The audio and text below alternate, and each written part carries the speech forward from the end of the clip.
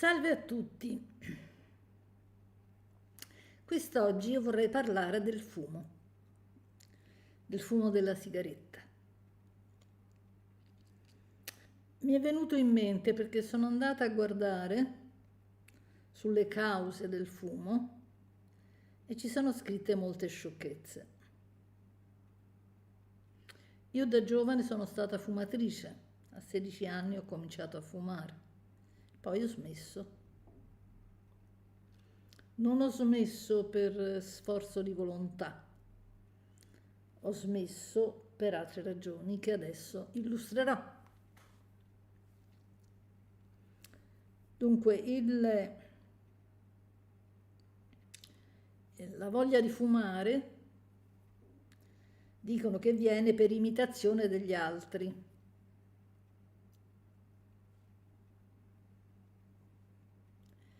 Anche quella di truccarsi è per imitazione degli altri. Uno non si trucca se non vede gli altri che si truccano o le altre che si truccano. Cioè, che discorso è?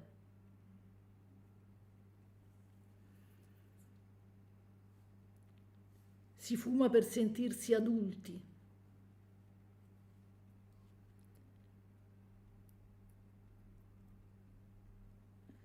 Per sentirsi adulti uno si veste da adulto, fa cose da adulto.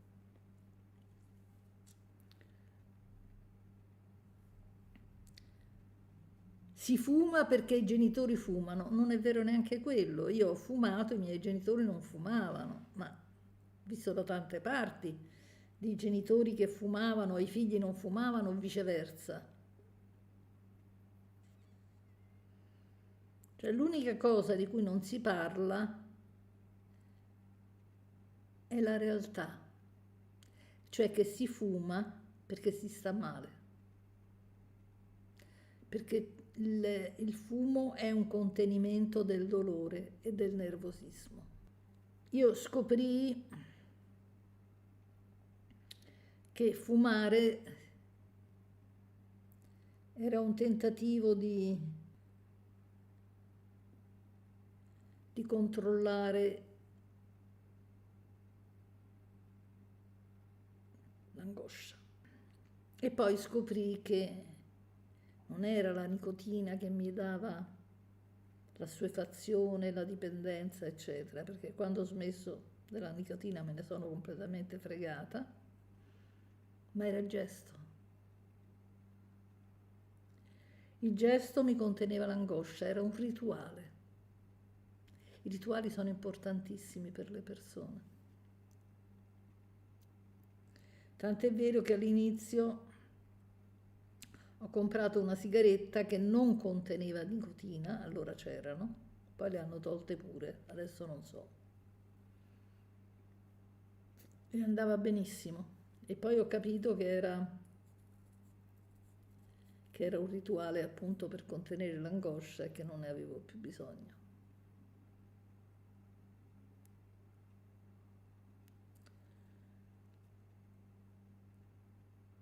Il fumo è molto diffuso, anche se è un po' meno diffuso. È un po' meno diffuso perché un tempo era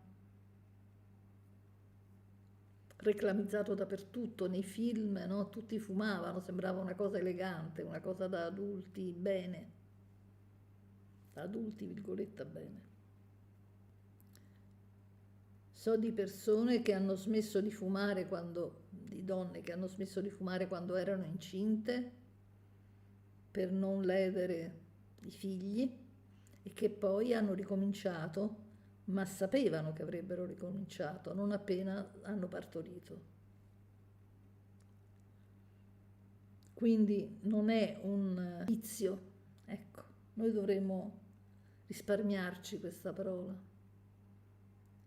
Una delle cose più cretine che ci hanno insegnato è quella dei vizi e delle virtù. Per questo io ho fatto un video sul caluccio di mercurio, no? Che in qualche modo assimila gli opposti.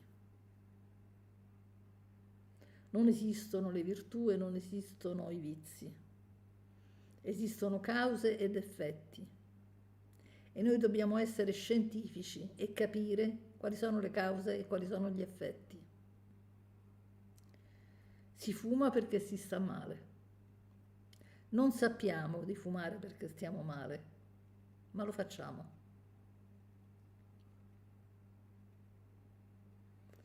La cosa che si racconta, i ragazzi lo fanno per imitazione perché altri fumano. Le imbecillità che scriviamo sono assurde. Anche il fatto che sia un vizio. Io ricordo che io da piccola ero piena di tic nervosi, ti credo, mi avevano abusato e torturato. E mia madre diceva, hai questo vizio del tic nervoso. Avevo un vizio.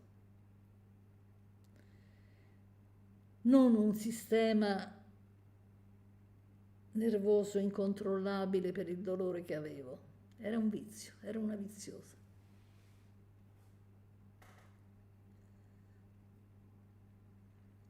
Chi fuma deve chiedersi perché lo fa, ma non per smettere, ma per capire. Il fumo è un contenimento all'angoscia. E di motivazione all'angoscia, se ne abbiamo. Se non le abbiamo vuol dire che non le abbiamo viste e che le dobbiamo vedere. Perché non è tanto importante uscire fuori dal fumo, che fa male, sicuramente, ma uscire fuori dall'angoscia, che fa ancora peggio del fumo. Perché le malattie psicosomatiche sono tante e ci distruggono molto più del fumo. Fumano più gli uomini che le donne. Si fuma meno per strada, io fumavo per strada. Io fumavo per strada e mi portavo il portapillole dove mettevo le cicche perché non le gettavo per strada, perché non lo trovavo giusto. Togliersi il vizio del fumo, il cosiddetto vizio del fumo, è facilissimo, non c'entra la nicotina. Quando io ho smesso, mi sono lasciata addirittura una stecca di sigarette perché non volevo forzarmi. Se mi tornava la voglia di fumare, dovevo fumare. Doveva essere una cosa spontanea. E questo è il rispetto di se stessi. Ma non ne ebbi bisogno. Non ne ebbi bisogno perché era finita il mio dolore, il mio nervosismo, perché avevo ricordato il mio passato. Infatti regalai la stecca rimasta perché non ho mai voluto farmi violenza. Ed è un comportamento sano. Mentre tutti cercano di farti violenza, smetti di fumare perché ti fa male, perché si muore. E naturalmente questo tentativo di spaventare gli altri peggiora la situazione.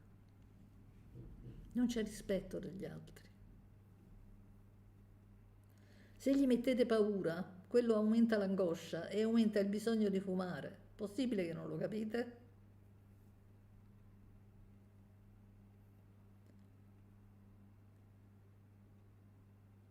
Se c'è una conseguenza, c'è una causa.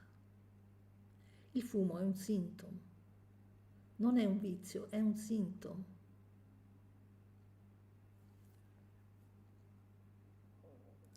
Noi viviamo con l'idea che la volontà possa fare tutto.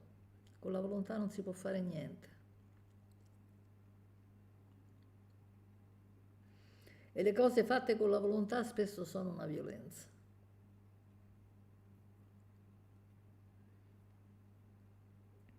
L'importante non è la volontà, l'importante è la consapevolezza.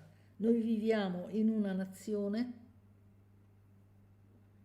che è la più bella del mondo, Ho viaggiato molto,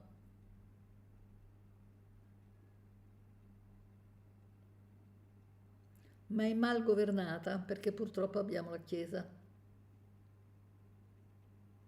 E infatti, siccome abbiamo la Chiesa, abbiamo delle leggi inique o non abbiamo aderito a delle leggi sane. Una di queste è: non abbiamo aderito alla clonazione della carne, della fettina di carne, la clonazione del corpo dell'animale per nutrirci senza dover uccidere e torturare come facciamo attualmente gli animali. L'Italia l'ha rifiutato, vi rendete conto in che nazione stiamo? Noi rifiutiamo di evitare la tortura e l'uccisione degli animali? Non dobbiamo clonare la carne? Per pura cattiveria, perché noi potremmo clonare la nostra carne chianina, la più buona che abbiamo, eccetera, eccetera. Pensate che la Danimarca ci ha investito un sacco di soldi su questo, dicendo: noi esporteremo a tutta Europa la carne clonata. E ci hanno investito soldi perché gli renderà molto. Noi, fra l'altro, italiani, da quello che so, importiamo circa il 45% delle carni dall'estero, per cui ci verrebbe un vantaggio economico enorme, ma dobbiamo per forza far soffrire gli animali.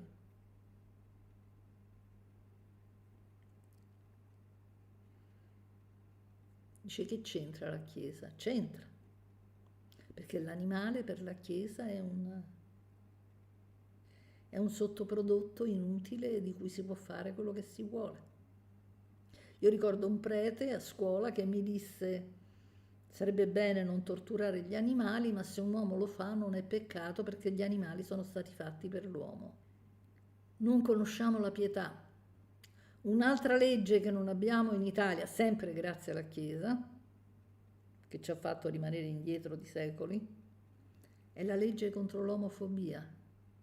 Cioè noi italiani non abbiamo aderito alla legge contro l'omofobia, cioè che è una fobia che pagano gli omosessuali perché non possono avere i loro istinti sessuali come cavolo gli pare, tra adulti consenzienti. Invece di pensare agli abusi sessuali dei bambini, di cui l'Italia è piena, come è pieno il mondo, ci preoccupiamo degli omosessuali, che non fanno male a nessuno e che spesso sono persone molto sensibili, piacevoli.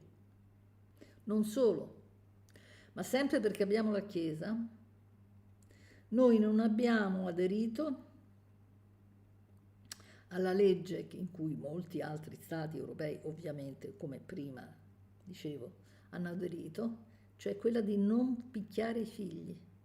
Noi abbiamo fatto una legge per cui gli insegnanti non possono picchiare gli alunni, però i genitori possono picchiare i figli, a meno che non li mandano all'ospedale.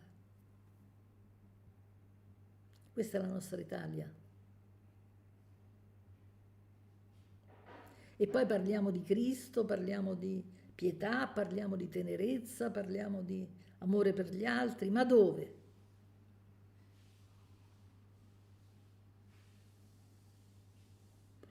Ricordo che c'era Papa Francesco e un padre disse: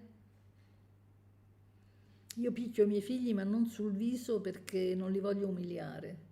E Papa Francesco disse: questo è un buon padre. Come è un buon padre? Uno che picchia i figli è un buon padre.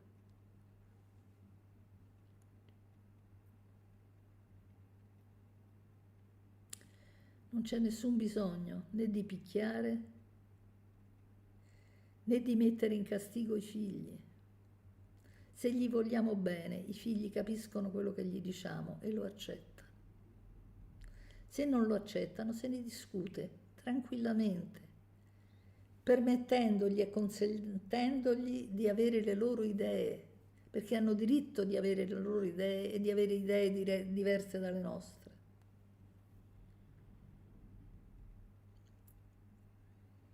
Il fumo è una reazione al dolore e all'angoscia. Lo sanno tutti quelli che fumano, che fa male il fumo, non sono mica cretini.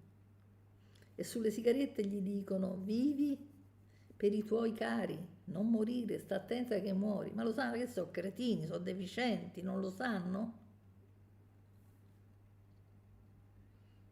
La gente cerca di soffrire meno e vengono chiamati viziosi perché cercano di soffrire meno.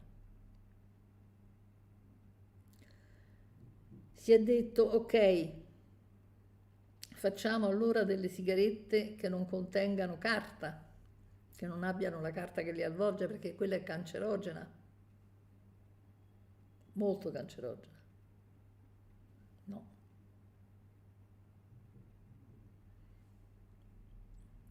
Ci fu un periodo in cui vendevano a Porta Portese delle sigarette piccoline che erano fatte di foglie di tabacco, avvolte fra di loro, e non c'era la carta, le hanno tolte.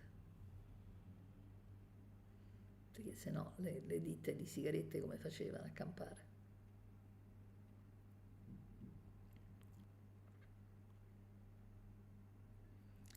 Siamo degli esseri condizionati, privi di generosità e di pietà. Cerchiamo di essere in parte spirituali e come spiritualità adottiamo l'assenteismo, cioè staccarsi da tutto, che è una cosa ignobile. Noi dobbiamo attaccarci, noi dobbiamo stare coi piedi per terra.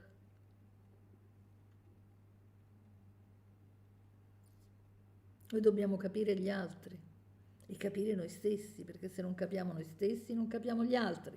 Se non capiamo i nostri genitori non capiamo noi stessi e gli altri. Capire i propri genitori e vedere come sono stati. Vedere i propri genitori come sono stati li fa morire dentro di noi.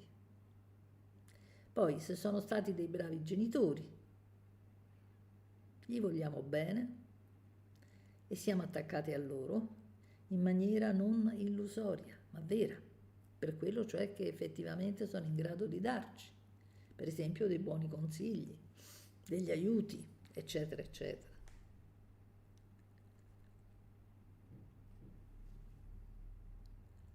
Se non sono stati dei bravi genitori, li vediamo per quello che sono stati, a volte delle carogne maledette. E allora li lasciamo morire dentro di noi, vedendoli per quello che sono stati, e cioè delle carogne maledette.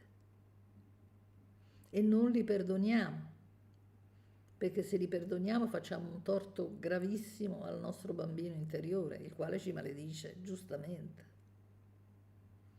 Perché è come se io avessi un figlio piccolo, il mio genitore l'ha torturato e io gli dico: io ti perdono per aver torturato mio figlio. E mio figlio mi dice: ma tu sei pazza?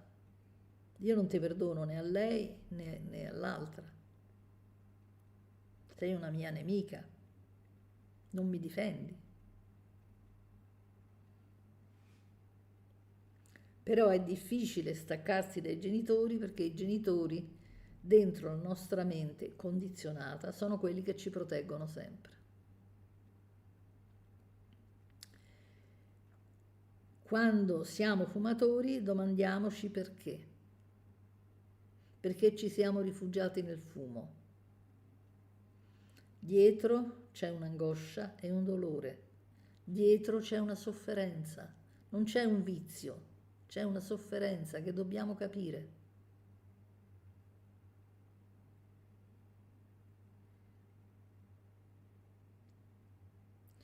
E riuscire a rinunciare al fumo con un atto di volontà non serve a niente, perché tanto ci possiamo beccare tante di quelle malattie psicosomatiche, altro che fumo. Allora, l'importante nella vita è essere consapevoli. Noi non dobbiamo essere né buoni, né agire secondo le regole, noi dobbiamo essere consapevoli. Se siamo consapevoli ci salviamo.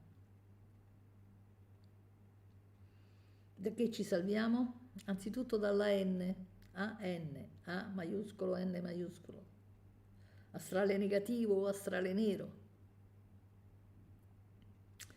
che non è il diavolo, ma è la parte dell'umanità che non ha visto luce, ha visto solo disperazione e per rabbia vuole far disperare tutti gli altri. Questo succede pure nella realtà diurna, no? Quanta gente che sta male vuole che stiano male tutti quanti, perché almeno mal comune mezzo gaudio. E l'astrale nero è cattivissimo. Tanta gente mi domanda: ma questo che ho visto è l'astrale nero? E io rispondo sì o no, a seconda dell'effetto che gli ha fatto, perché l'astrale nero quando si incontra non si dimentica mai più. È terribile. È terribile e dà una forza devitalizzante che fa paura. Per cui se non vi ha terrificato, ricorderò sempre, penso di averlo citato anche in un libro, stavo con una mia amica, l'unica con cui mi sono confidata nelle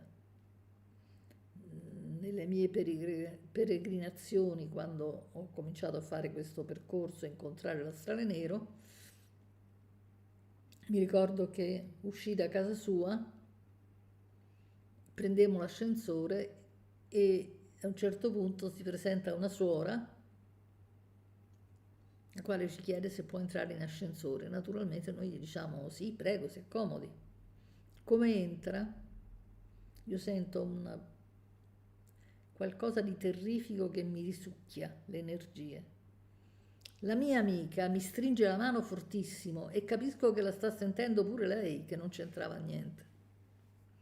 Quando scendiamo, la mia amica mi tira per la mano e fa andiamo, se no caschiamo per terra, andiamo al bar della piazza, che sta dall'altra parte della piazza, a prenderci un caffè per tirarci su. E io gli dissi, adesso sai di che significa? Dice sì, adesso ho capito cosa provi. In quella suora c'era l'astrale nero. Ed è terrifico perché senti la crudeltà e nello stesso tempo ti succhia energie, ma da cadere per terra, abbiamo faticato ad arrivare all'altro capo della piazza. Il fumo è un'illusione di contenimento, perché ha dei gesti rituali. Il rituale è importante, tutta l'umanità fa dei rituali.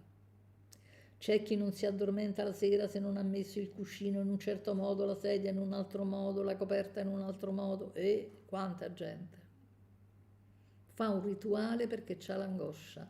I rituali si fanno per angoscia.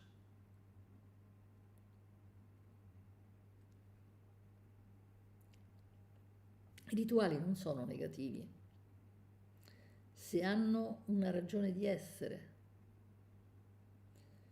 Per esempio c'è mia figlia nel suo canale che fa fare dei rituali che sono specifici per certe cose e che naturalmente non fanno i miracoli, però aiutano. Quali sono i rituali della Chiesa Cattolica? La messa tutte le domeniche e le preghierine? Ma stiamo scherzando? Di una noia mortale? Di una mancanza di significato dove non c'è niente, dove c'è l'omelia del prete. Io mi ricordo sempre l'omelia del prete quando ero piccola perché mi costringevano ad andare a messa i miei,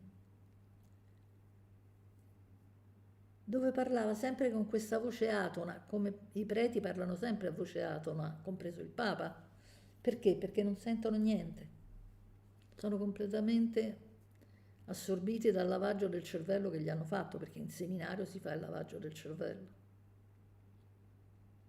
Per cui dicono tutte cose che non sentono, senza inflessioni quindi. E quello è un rituale sterile che non serve a niente.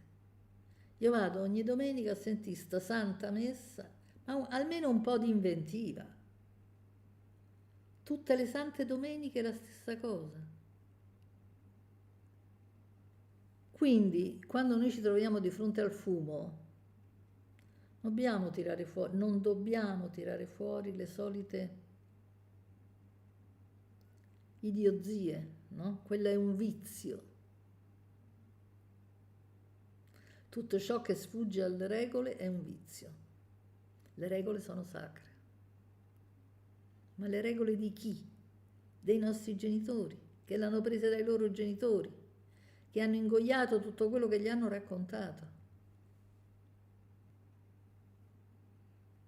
Quindi su ogni cosa dovremmo ritornare un po' vergini nel cervello, e dire: io fumo perché fumo? Lo so benissimo che mi fa male, però ho bisogno di fumare. Perché? Dobbiamo farci domande, sempre. Se ci dicono è un vizio, è finita la domanda. Non abbiamo capito niente, siamo stati colpevolizzati, non siamo bravi perché non riusciamo con la volontà a allontanarci dal fumo, per cui aumenta il senso di colpa e il malessere, e per cui abbiamo ancora più voglia di fumare.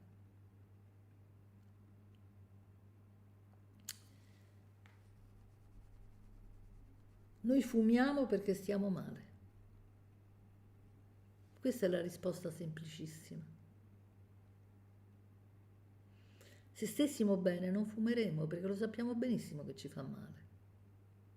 Ma il male che abbiamo dentro è molto più forte di quello che ci prospettano gli altri. È come l'alcolista. L'alcolista sta male, per questo si alcolizza, perché non vuole sentire il suo dolore. E lì è una forma più grave di reazione, intendo. Il fumo deve suscitare una domanda, non una riprovazione. Noi siamo tanto bravi a riprovare gli altri, riprovare nel senso di rimproverare. Quello fa così sbaglia, quello fa così è giusto, quello... Chi obbedisce è bravo. E invece dobbiamo imparare a essere ribelli, ma col cervello, cioè riflettendo.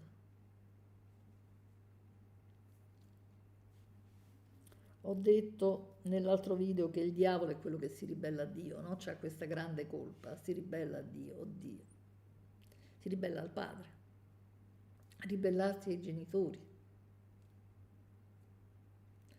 Ci sono tanti figli che vengono trattati in una maniera indecente, indegna dai genitori, e io a volte suggerisco: dica ai suoi genitori che quando saranno vecchi lei non li accudirà, se ne andrà all'estero, così non la chiamano, non è neanche tenuta, vedrà che gli prende la paura, perché spesso i genitori da anziani si avvicinano ai figli, diventano più gentili, più carini perché hanno bisogno di loro. E a quel punto io li lascerei soli.